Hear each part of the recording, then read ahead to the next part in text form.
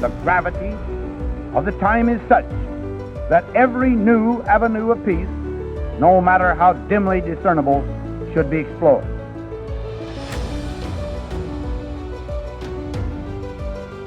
Never before in history has so much hope for so many people been gathered together in a single organization.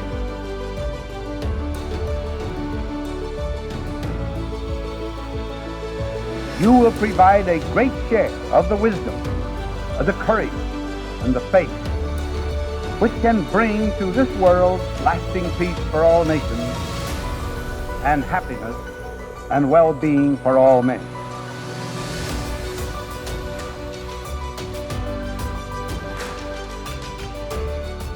Hi, everyone, and welcome back to Titans of Nuclear. I'm Hannah McGrath, and our guest today is Paul Wilson, who is the founding principal of the Computational Nuclear Engineering Research Group and Granger Professor of Nuclear Engineering and Chair of the Department of Nuclear Engineering and Engineering Physics at the University of Wisconsin-Madison, which is a mouthful, but we're going to dive into a lot of your research today, Paul. So thank you so much for joining us, and we'll also be talking a little bit about kind of your role in bringing a new generation of engineers and scientists into the field of nuclear engineering.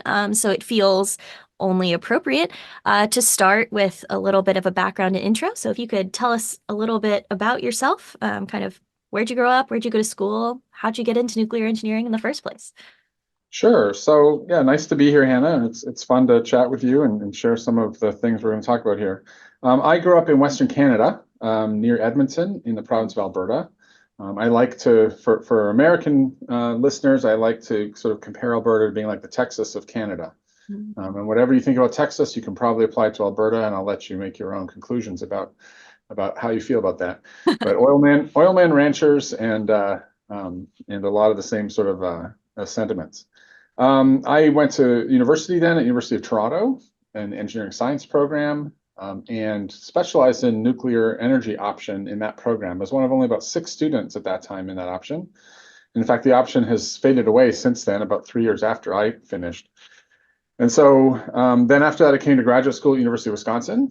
And after a few years here at University of Wisconsin, I was super interested in accelerator transmutation of waste. And that was a topic that was kind of on the decline in the US and on the rise in Europe. So I went to my advisors here and I said, I'd really like to do this research, and can you help me find some way to do that in Europe? And to my, in hindsight, I'm shocked that they were so supportive, because they had already invested a bunch of time in me, and they were, happy to help me move along. And so they did help me find a spot in Karlsruhe in Germany. So I went to what is now KIT. It was then the Forschungszentrum Karlsruhe. It was a federal research center at the time. It's now part of a university system, and I did my PhD there. It turns out I did the same topic there or a very similar topic there that I might have done if I'd stayed at Wisconsin, but I didn't do that accelerator transmutation waste after all. But then I had a great few years living in Germany, came back to UW, and then a couple of years later got hired as a faculty member. So I've been a professor here for about 23 years, and do research in computational methods, and teach courses in nuclear engineering, often related to some of the computational and policy-driven things. Wow, cool.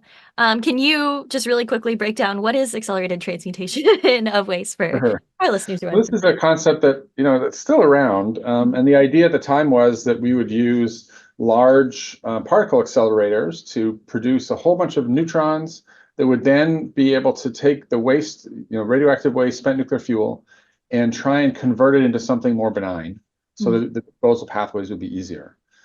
This is still something that's various groups are still interested in these ideas. Most nuclear engineers think the best way to do this is actually in a reactor, rather than with a big accelerator. And then there's all kinds of subtle technical arguments about why one is better than the other, and so on and so forth. And I'm kind of on the fence now about which would be the best way to do it. It all requires a whole bunch of reprocessing. And that's probably the biggest obstacle, rather than the system where the transmutation would actually happen. And given the current system of kind of storing waste for long term in really carefully sealed containers, is this better? Is this something that's appropriate for a future where there's more nuclear energy and waste being produced, or kind of what's the goal of that? Right. I mean, it is definitely looking at a future where you have concerns about the long-term management of used nuclear fuel. Mm. Part of my research actually is in modeling the nuclear fuel cycle Okay. and tools that model the transition from one type of fuel cycle to another. And I got into this because, I feel that in a society with a large share of electricity coming from nuclear energy, we will ultimately need to explore reprocessing, closing the fuel cycle, doing something different with used nuclear fuel. Mhm. I like to say there's one camp of, there's a spectrum of opinions on this within the nuclear engineering community. There's one camp of people who believe that it will never be economic and it will always come with undue risks and we should never do reprocessing. There's another camp of people who think we should have always been doing reprocessing and it's too bad we aren't doing it today. And I kind of fall in the middle where I don't think the drivers for reprocessing are really there. If you look at the economic and political drivers, it really doesn't make sense to do it today, but I do believe there will be a time in the future when it does. And so one of the things that motivates part of my research is trying to understand what will the conditions be when it is time to do reprocessing, and how will we be able to see it coming early enough that we can be ready for it and not be caught on the back foot, suddenly trying to figure out what to do. Mm. Well, I know this is an ongoing area of work, but do you have any initial ideas on how we might know when it's time? Well, I think there's going to be three main drivers, and I think these are well understood. One is going to be the cost of uranium, the availability and the cost of uranium. And in the history of nuclear energy, this was always imagined to be the primary driver, that running out of uranium was going to be the reason we need to close the fuel cycle. Right. That looks to be a couple hundred years away, and maybe longer. Humans are amazingly resourceful at finding more minerals when we start to need them. And so I would say we've got at least 200 years and probably more if we start looking. The other one is waste management. And depending on the strategy you use and the kind of repository you build and your philosophy around ultimate disposal, the benefits of reprocessing kind of are fuzzy. There's a lot of work that I got connected to and involved with about 10 or 15 years ago that looked at this idea of how much benefit there was in a geologic repository from reprocessing. And really, to get a major factor, you have to have a pretty dramatically different fuel cycle. And then it comes with economic costs that are unclear. And then the last one is going to be nonproliferation. And this one's a little more complicated, and it's unclear how, if and when this would ever be a driver. But there was a program in the 2000s called the Global Nuclear Energy Partnership, or GNEP for short. And this imagined a world in which there was a need for a different kind of fuel cycle to support a growing international nuclear energy enterprise, and a sentiment that there were certain parts of the world where we were more comfortable with some of those fuel cycle operations happening than others. And so how could we set up an international fuel cycle and create the kind of security and safeguards that would allow the global community to feel comfortable with a different kind of fuel cycle emerging? And so that could end up being a driver. I like to characterize that one as saying that there could be a global benefit to reprocessing, a global reduction of proliferation risk by accepting a modest increase in some specific countries where we think that it can be well managed. So, very cool. Well, that opens a lot of doors to talking about your current research. Sure. So let's jump right in. Can I ask a little bit about that fuel cycle reprocessing kind of simulation work that you're doing? I think it's Cyclus is what it's called. That's right. So a little bit more about that. Yeah, one of the main products of my research group is a tool called Cyclus. It was developed in about 2010 timeframe, a little bit later, and the vision was to create a tool that was very flexible to lots of different ideas about nuclear fuel cycle modeling. Up until that point, there were a number of tools that were being developed within the US DOE complex. Most of them were designed to answer specific questions. And then when the question changed, it was a major lift to take that tool and sort of reconfigure it to ask a different question. So that's why one of the main design features of Cyclus was to really aim for flexibility, make it much easier to plug in different ideas and different concepts. And the other thing we really want to do is make it open source and accessible. To date, there's been a handful of institutions that have used it in different capacities. Probably 6 or 7 different organizations, both universities and national labs, have contributed to it and participated. We have a new project just starting up right now.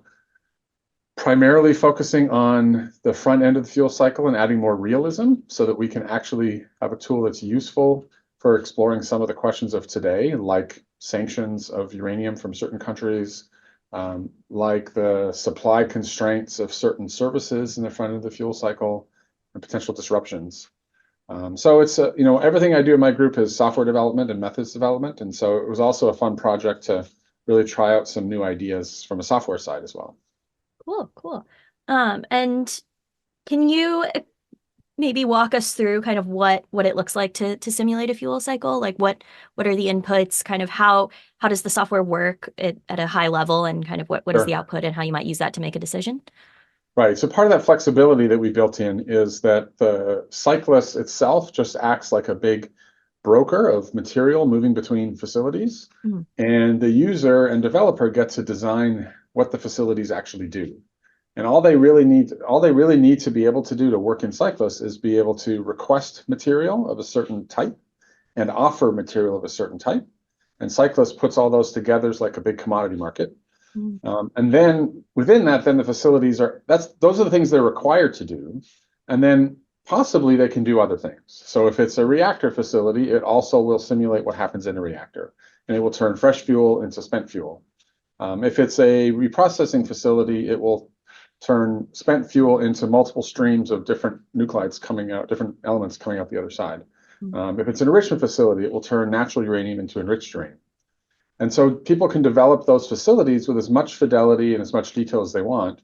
And then a whole fuel cycle model would start with a source, maybe a mine, and you would follow the nuclear material as it went through from facility to facility over time, and explore what happens as we add more reactors to the mix, for example. Do we need to add more fuel fabrication plants? And when do those need to be added? And how does that affect the flow of material?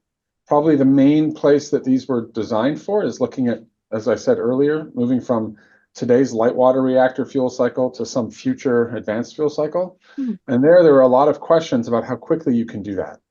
If you're relying on reprocessing light water reactor fuel to provide the plutonium and the fissile material for your fast reactors, then you can only start fast reactors about as fast as you can reprocess the fuel.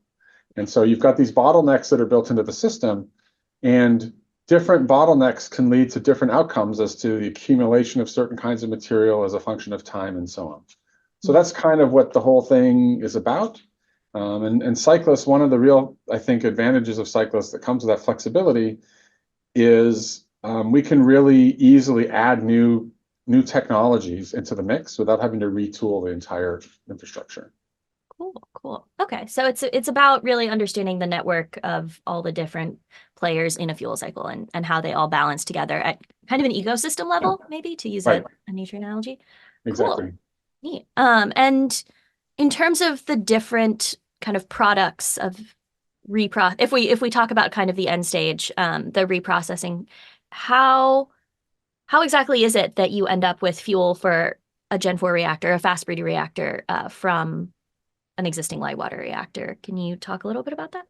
Sure. So in the the real world as it's being done today, right? The country that in the Western world that does the most reprocessing is France. And it's a chemical engineering process largely. And so you take the used fuel, you dissolve it into an acid, and then you use various technologies to separate different chemical elements from each other. In the process that's being used historically in the US in the weapons complex, and a similar process being used in France today called the Purex process, they largely focus on extracting the plutonium. And so in the end, you basically take the used fuel and put it in, and what you get out is a stream that's mostly uranium with a little bit of whatever comes along with it, a stream that's mostly plutonium, and a stream that's everything else. And in France, they use that plutonium and mix it with uranium to put it back into light water reactors. If you were to move to a fast reactor system, you would maybe mix that plutonium with natural uranium and put that into a fast reactor, probably with a blanket of natural uranium, where you would breed new plutonium, and you would have material sort of going in a cycle, coming into the reactor as plutonium as partly natural uranium, and the stuff that came in as natural uranium would have bred some plutonium that would be reprocessed to make the plutonium for the driver, and so on and so forth. Gotcha. So is it the potential then to have a fully circular fuel cycle, like a completely closed loop? Yeah, there are many different ways to design them, and a big study done in the early 2010s or so called the Evaluation and Screening Study looked at and classified nuclear fuel cycles into 40 main categories. And it turns out that you can kind of capture every possible idea in these 40 main categories. And some of them involve fully circular fuel cycles, where the only thing going in at the front is natural uranium. And the only thing coming out of the back are fission products that need to be stored or disposed of for orders of magnitude hundreds of years, maybe 1,000 years. Right. Cool. And are all 40 of these in Cyclus? I mean, Cyclus is able to model most of them, I think, but probably, I talked about how it's easy to make new modules for facilities. Some of the facilities may need to incorporate some degree of fidelity and modeling that we don't currently provide. Mm-hmm. We've never had the funding and the opportunity to try and do all 40 of them, but we have modeled 2 or 3. Well, I should say that study was done to evaluate which ones were deemed the most promising. Right. And 6 or 8 of them rose to the top. Okay. And Cyclus has been used to model at least half of those. So. Gotcha. Cool. All right. So that I'm kind of seeing how the fuel cycle analysis and the nuclear security kind of non-proliferation policy side of the research in your lab are kind of tying together. But I know I want to talk a little bit about the radiation transport in complex geometries and understand kind of how that goes with the other two or maybe stands on its own. Sure. I mean, it is largely separate. I can weave a narrative and we can come back to that, but that work is really driven by performing radiation transport calculations on complex geometries, as you just said. And really what started that off was work for ITER, the big fusion experiment in south of France. As they were finalizing engineering drawings and wanted to understand what the radiation environment would be around the device, they needed to find a way to build models to perform radiation transport calculations. And historically, in the late 90s, early 2000s, they had humans reading engineering drawings and manually creating the input for a tool like MCMP, which maybe people have heard of, but Monte Carlo radiation tool that's sort of the gold standard out of Los Alamos. And it was like 1 or 2 person years of effort to take an engineering model and create an input file that MCMP could use to perform radiation transport. And as you can imagine, as you're finalizing this engineering design and you're tweaking things and making changes, now you've got to figure out how to close the loop. And so every time you make a change, you can't afford 2 more person years of effort to update that model. And the models were so complicated, it wasn't easy to figure out how you'd make changes. And so this really spurred an international effort, and 3 or 4 different groups responded to automate the way that we take CAD models that were built by engineers for really complicated design work and be able to directly incorporate them into Monte Carlo radiation transport. Most of the solutions around the world took an approach to translate the CAD models into the language of those radiation transport tools. There was one called MCAM in China, which became Super MC. There was one called MCAD in Germany, which still is sort of around. There's a newer one that was developed in Spain called GeoUNED.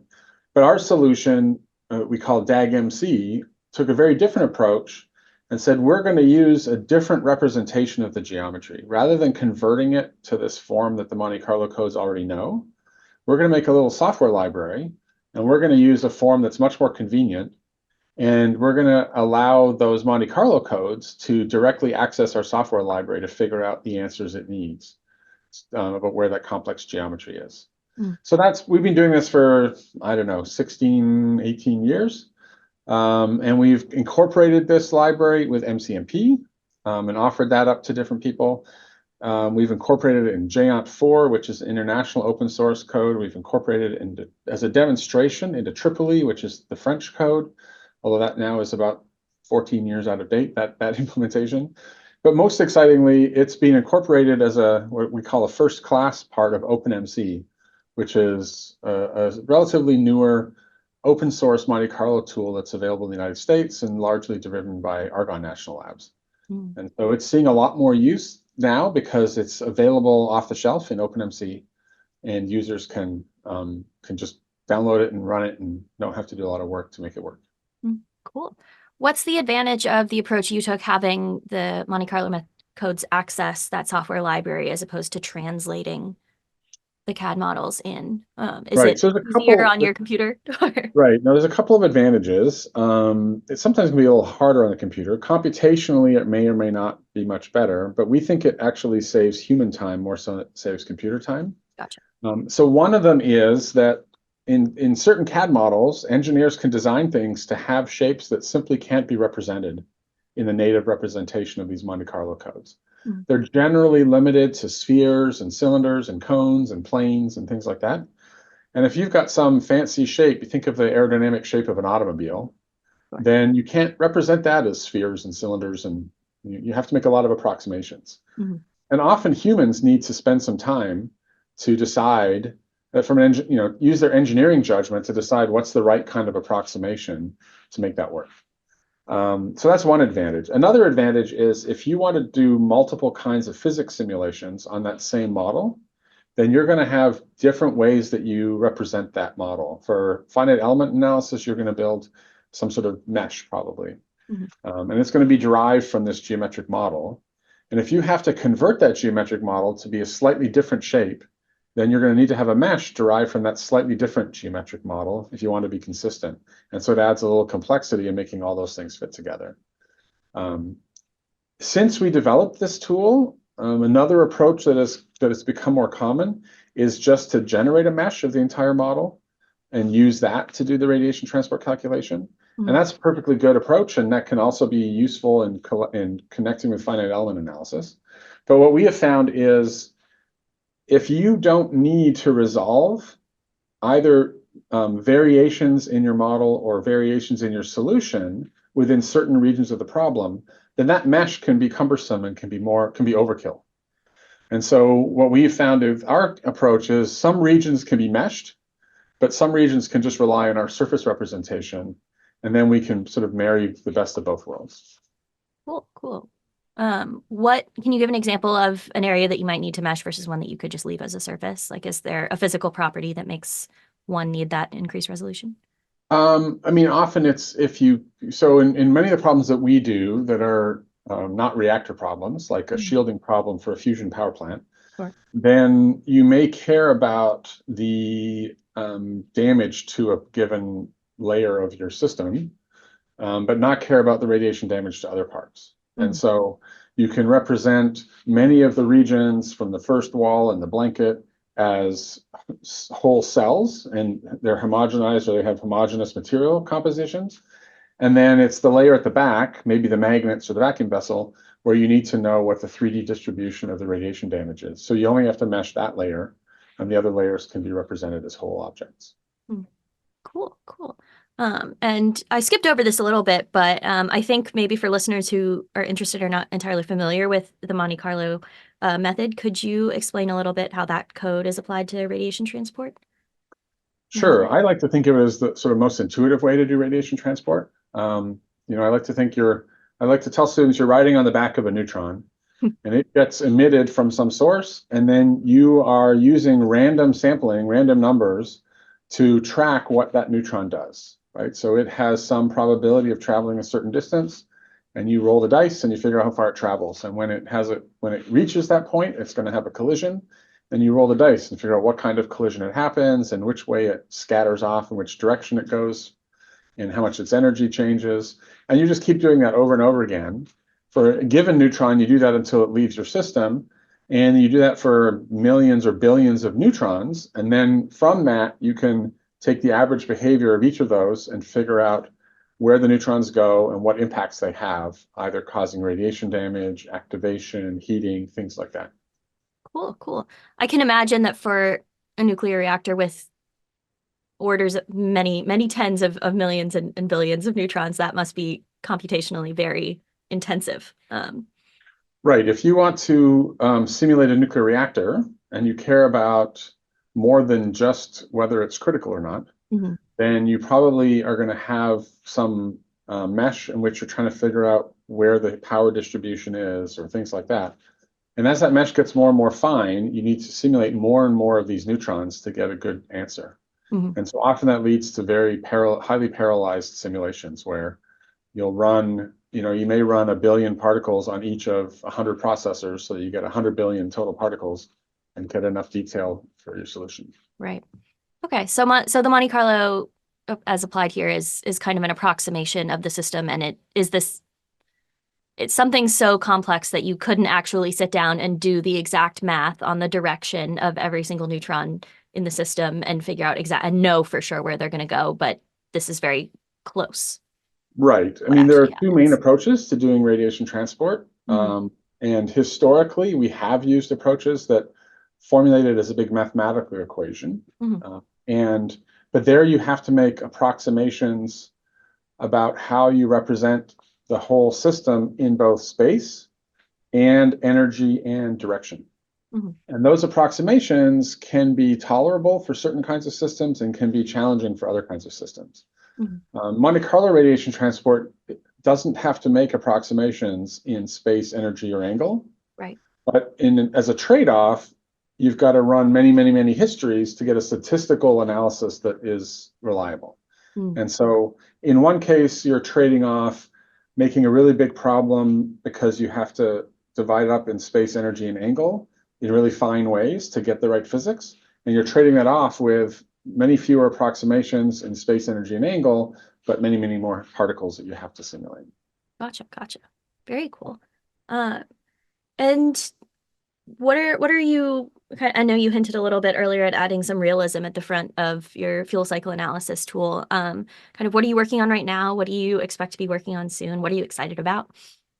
Sure. I mean, I'm really excited about the fuel cycle work that I hinted at. So there's a few things that we want to add in at the fundamental level. One of them is more realistic representation of costs. Mhm. So when we develop Cyclus, as a proof of principle, maybe I'll say a little bit more about a key part of Cyclus is that at every point in time, each facility that needs new material issues a request and says, I would like to have some quantity of material that has some composition. Mhm. And all the facilities that are able to provide that kind of material will offer up what they have. They'll make a bid. And the quantity that they have available and the composition they have may or may not exactly match the request. But the consumer receives all of those requests, and they get to use their own calculations of the physics and of the preference to decide which of those offers is the best match for them, if any. Mhm. And they assign a preference to that. Okay. And they use that preference then the whole system collects all these preferences and resolves it, and ideally tries to get everyone their most preferred material, right? So that's sort of in a nutshell what's happening over and over and over again. We would like to convert those preferences into a cost. Mm. And so we would like to say that rather than this generic notion of a preference, every facility is going to have a real or perceived cost to making to accepting a certain offer. And then we want the whole system to minimize the cost. And so rather than maximizing preference, we're going to minimize cost. And so the first step to that is adding places for the user to define elements of the cost of doing actual things and ways to accumulate costs. If you're an enrichment facility, you're going to have costs of the feed that come into your system, plus you're going to have costs of the process you're providing, and you're going to have to add those together to offer some cost to your customers. Mhm. And so figuring out how to get that notion of cost in there. So that's one feature we want to add. Another one then, which builds on that, is the concept of long-range contracts, long-term contracts. Right now in Cyclus, every time step, let's say typically every month, Mhm. this whole commodity transaction takes place and consumers choose their best choice based on what's available that month. So that's a good approximation of a spot market, but it doesn't really incorporate the realism that exists with long-term contracts. Typically, if you're a nuclear utility, you've got all kinds of long-term contracts for uranium that you're buying, for enrichment services that you're buying. And so we want to have a way to build in the idea that we form long-term contracts and potentially put in things like penalties so people can choose to break long-term contracts, paying some penalty because they perceive that the alternative that they're going to switch to is going to be cheaper, even in accounting for that penalty. So obviously we need costs to be realistic before we can do that, and then incorporate long-term contracts. And then the final piece I'll say that sort of has been in from the beginning is the notion of sanctions and tariffs and things like that. So from its original design, Cyclus had this hierarchy of facilities being operated by institutions, which represent sort of companies, operating entities. And those institutions operate within a region, which represents some geopolitical region. And so this notion of cost and preference can be influenced by whether or not the two facilities that are trying to trade material are in the same region or not. Right. And so if we look at the headlines of today with growing interest in restricting uranium access from Russia, then the question is, can we simulate that and see what the impact would be of either an all-out sanction or some sort of tariff or some sort of financial mechanism that will perturb the flow of material and where it's coming from and where it's going. Right. And I imagine that shifting the rest of the model from a preference-based distribution towards everything having a cost might make that easier. Yeah, it'll make that easier. I think one of the challenges is figuring out how to translate preference into cost in some cases, right? If a consumer gets two offers of material, neither of which is a perfect match physically, both of which have a real cost associated with it, the consumer is going to have to add some sort of virtual cost to represent why they prefer one of those to the other. Mm-hmm. So that's going to be one of the research questions: is how do we bring that part to bear? Right. Assigning cost of preference, one of those minor economic questions that haven't been troubling a whole field since it began.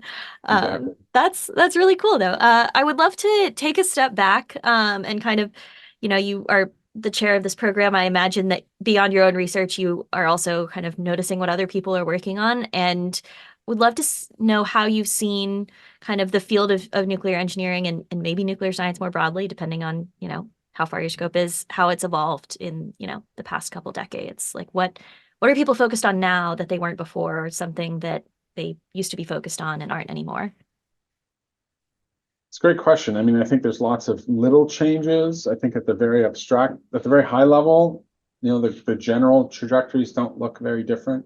Mm-hmm. The broad areas that I think have been going on throughout my career are research in advanced reactor concepts. Back at the beginning in the 2000s, I was involved with the Gen 4 roadmap effort. Before that, the main advanced reactor idea that was on people's minds was sodium fast reactors. Mm-hmm. Since Gen 4, there's been a sort of bigger portfolio of concepts that have been of interest, and there's a lot of R&D that goes into understanding how we can advance those designs into something we might actually want to build. Right. A big part of that, and has always been true, is in materials. Nuclear materials is a hot area of research. I think it always will be. I think I like to tell people in any engineering field, materials are often our biggest constraint. And so if you're a material scientist and you can make a better material, then you can probably unleash all kinds of opportunity, both financially and technically. And so a lot of interesting things going on in nuclear materials. Certain events, cause particular changes in direction. I think if you look at Fukushima, it precipitated this whole research area in what's called accident-tolerant fuels. Really, how do we design fuel in a different way to be less sensitive to accident conditions? Mm-hmm. There's some interesting work that's gone on here and some patents that have come out of here in that area. And I guess when we look at advanced reactors, the one thing that has changed dramatically is a focus on smaller reactor concepts and broader applications of nuclear energy. The sodium fast reactors of the early 2000s were all multiple hundreds of megawatts, 300, 600, whatever the case may be. And now we see a lot more interest in small modular reactors, some of which could be light water reactors, like Last Energy, like NuScale, and some of which are more advanced concepts that look at different coolants. And with that, and I think the most exciting thing that really is coming around is alternate applications of nuclear energy beyond electric utility customers. Mm-hmm. In this country, I now believe that those alternate applications are maybe going to be what drive nuclear forward. Nuclear or electric utilities are kind of conservative, very economically competitive business to be in. It's difficult for electric utilities to take risks on brand new technologies. I think if we look at what X-Energy and Dow Chemical are doing, I think if that's successful, we'll cross our fingers, if that's successful, that combined heat and power application there are many potential customers in our economy that have potentially deeper pockets than electric utilities and a very different risk profile, risk tolerance profile. And we could see things like industrial applications of nuclear energy and dedicated customers like data centers and things like that be the places that really, separate from the utility business, the electric utility business, allow some of these new ideas to be demonstrated. And then following a handful of those demonstrations, people, utility customers may be more interested in then following suit and adding them to their portfolio. So that's a pathway that seems increasingly likely to me. And we'll see if that proves true. Yeah. I see a little bit of an analogy to some other renewable energy sources where you have some private group, and maybe with solar, it's, people putting it on rooftops that take a while to test and prove the technology, and then the utilities are ready to scale it up and make it a significant part of their portfolio. So that's really I think especially with microreactors, one of the other things that I think is true for microscale reactors is that they become a technology that can be considered on a community scale.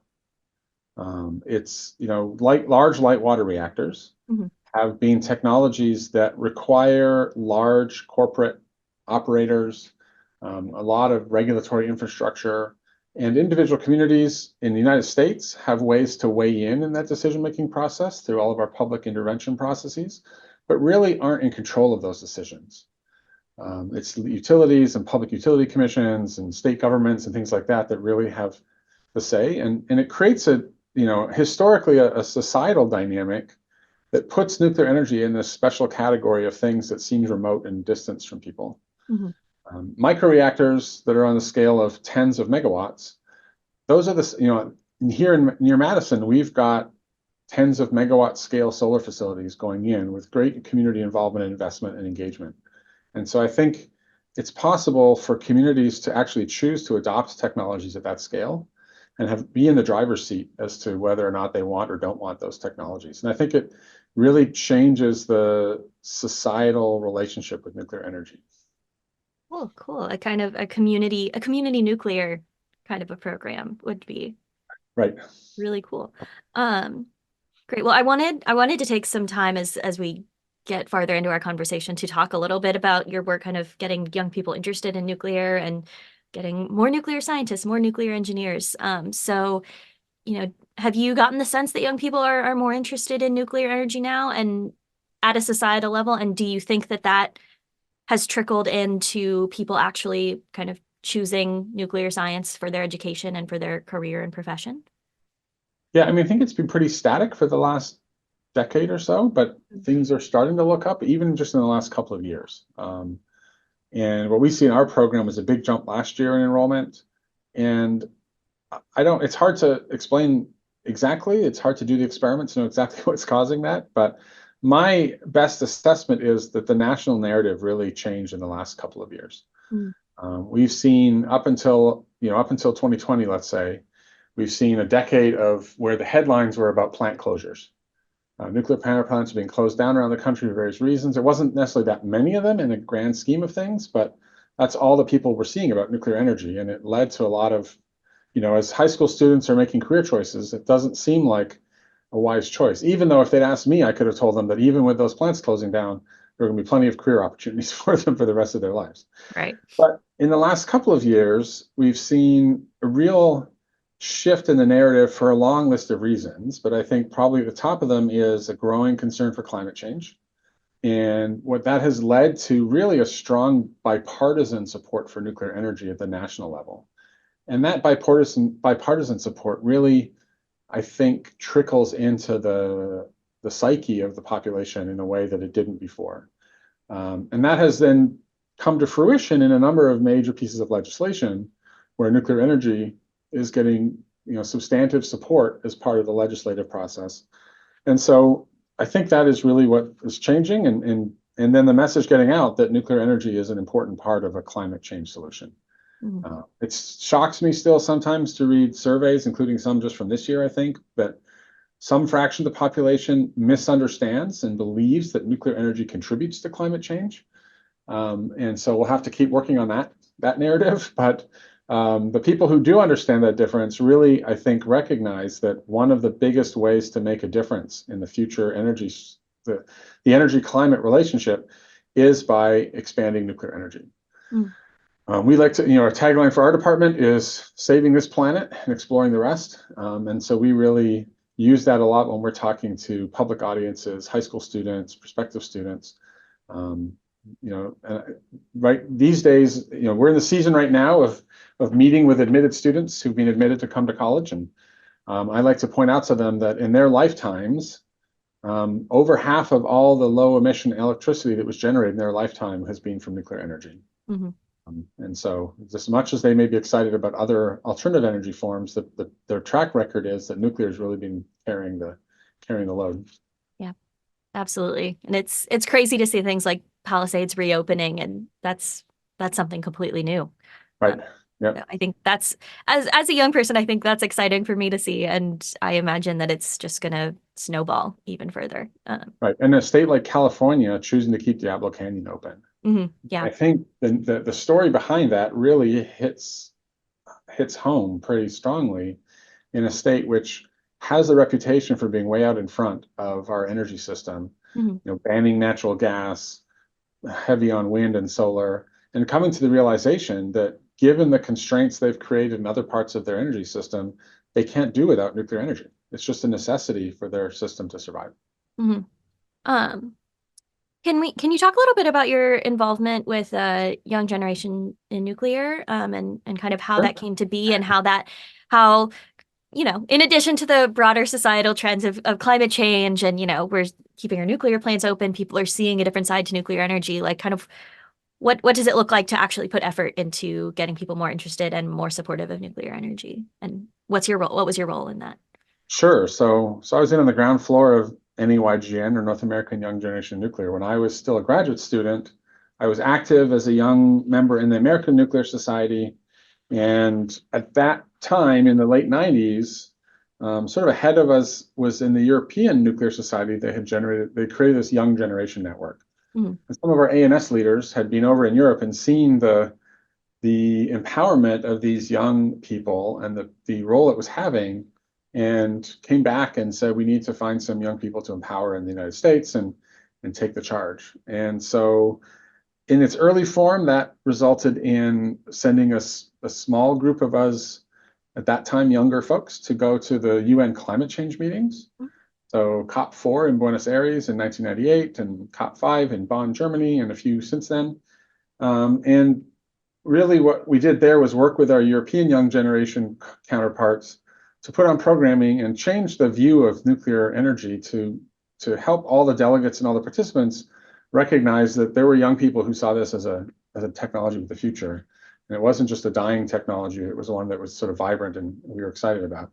And that led in 1999 to the foundation of NEYGN as a new organization. There were about 7 of us involved in sort of the founding group to kick that off.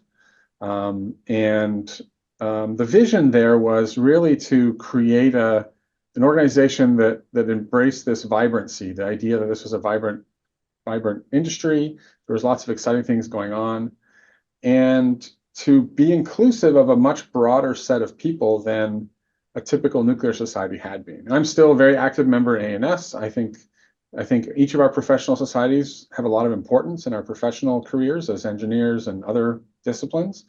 But NEYGN was a way to bring all of these different professions together, even beyond engineering, finance people, HR people who worked in the nuclear industry, to really bring that youthful energy together and find a way to help support this thriving industry. And so from the beginning, NEYGN's mission was to really provide a place for young people to gather and connect across disciplines, while also being active members in their own professional societies, whichever made sense to them. Mm-hmm. We didn't really imagine it would grow into, we never imagined it would be as successful as it is today. It's the 25th anniversary of NEYGN this year. Oh, I know they're planning a big celebration at their conference in June. Cool. There are thousands of members and a lot of interesting things that NEYGN is doing, and it's really settled in to be a premier place for young people to gather around their interests in their own industry. Cool. Well, I know we're coming to the end of our time, so I'll kind of wrap up with an advice question. So from your experience in your lab and NAYGN and all this youth engagement that you've done in your career, kind of could you offer some advice to, let's say, maybe someone who's just starting high school, and thinks to themselves, I want to do nuclear engineering, I want to work in a lab, and I want to be publishing papers and conducting research, in a department like yours. How do they position themselves for success? Oof, well, that's a big question. An easy last question. Easy one. Yeah, just do everything right. Yeah. I mean, I think if you go back to the high school level, obviously, there's sort of the obvious questions about, engaging all the math and physics you can to be prepared academically. I think one of the big things I would say to students at that stage is really think about, whether you've learned how to learn, and the way that you approach taking on new knowledge. I think another thing that's sort of a passion of mine is it's never too early to start understanding how this technology fits in a societal way. I think nuclear energy is in a special place where all of its applications really come with sort of societal conversations, right? There's a lot of engineering you can do, and there's a lot of different kinds of engineering you can do and get into industries where everyone just takes it for granted and nobody really has much conversation about it. But nuclear energy isn't really in that place. And so the sooner people understand how members of their family, people they grew up with who are not nuclear engineers, what they think about it and what's important to them, and then try and incorporate that into how you approach nuclear engineering. How can that steer what you think are the priorities? If you're going into research, what are the priorities for improving the nuclear energy enterprise in a way that's going to have a positive societal impact? You kind of have to know what all those other stakeholders think about it to make the right choices. Right. And I'll add, as someone who kind of got interested in nuclear energy even, after finishing undergrad, that I've found the field to be really welcoming of people who want to make a switch and dive in later. And I wonder if you agree with that. Yeah, no, I think that's true. I mean, it's a small field, and I think, I guess it could go either way, but fortunately what I found is, as a small field, it is very welcoming. We sort of market that to our prospective students. We sort of point out to them that, here at University of Wisconsin, we have this close-knit community within the discipline. And I tell incoming first-year students that if they choose nuclear engineering, I and most of the other faculty are likely to know their name and say hi to them in the hallway by the time that they graduate. And that's not true of other engineering disciplines where they have 1,500 students in the major. Right. Yeah. And so, I think that's a real point of pride for our program and for the relationships we can build with students. Very cool. Well, I think we've come to the end of our discussion time for today, but Paul, thank you so much for joining us on Titans of Nuclear. Yeah, thanks for having me. And initiate at least a new approach to the many difficult problems that must be solved in both private and public conversation if the world is to shake off the inertia imposed by fear and is to make positive progress toward peace.